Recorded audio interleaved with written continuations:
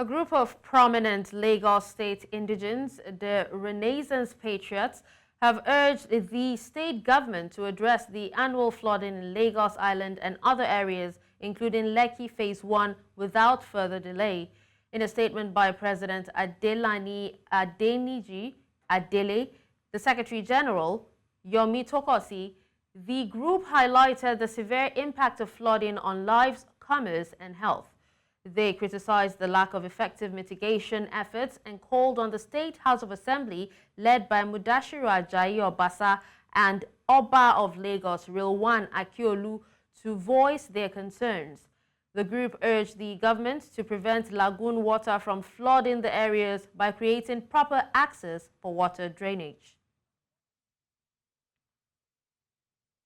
To discuss this, we're joined by Tope Olatunde-Aiyedun, an environment expert.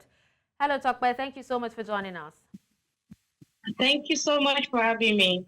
All right, now, Tope, we've seen the impact of flooding in several states across Nigeria, but let's, put our focus on Lagos first. What habits or behaviors contribute to the issue of flooding in the state? Thank you. Flooding has been an issue in Nigeria. It's one of our major ecological issues here in Nigeria, and it's now like an everyday attendance. You must take it on yearly basis that, okay, there must be flood in Lagos, in Abuja, and all those places. And I feel one major contribution to it is our attitude, our behavior. We believe that the environment is for nobody.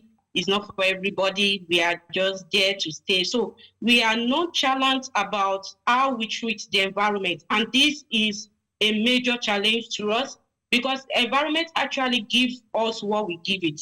So whatever you give to the environment, it gives you back. It's garbage in, garbage out. So we need to change our attitude towards the way we treat the environment and be more motherly to the environment. I think with that way, it can help us to prevent these annual effects on yearly basis. All right, now, Tope, still speaking about the nonchalance, in how we treat our environment.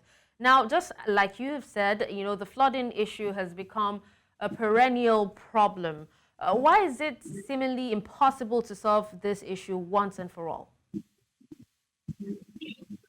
It still boils down to the fact that most of us are not really involved in it as we ought to.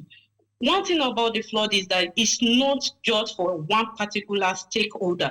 It's not for only the government. It's not only for the NGOs. It's for everybody. You have to be able to manage and help the environment, help to prevent some adverse events through the activities that we do, that we engage in.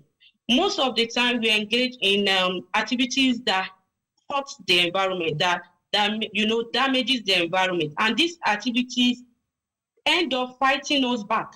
So it's a collective effort. So I believe that for this to be prevented, all hands must be on deck. Especially, again, let me emphasize that the government needs to start working with more experts because you need as many experts as possible. You need more people to come involved. I'm in the university, I'm a lecturer in the university, and I'm surprised that nobody have actually come to meet me to ask me of my content. One thing is, if we involve the university sector, the institution sector, we have our researches, we have our recommendation in those researches that have been put in place there. But our leaders are the people that we are recommending this thing to. Are they even reading our articles? Are they reading our books that are out there? But if they engage us, if they involve us in all these things, maybe, and I'm very sure, it's not even maybe, I'm sure that it can help to minimize these perennial effects. All right.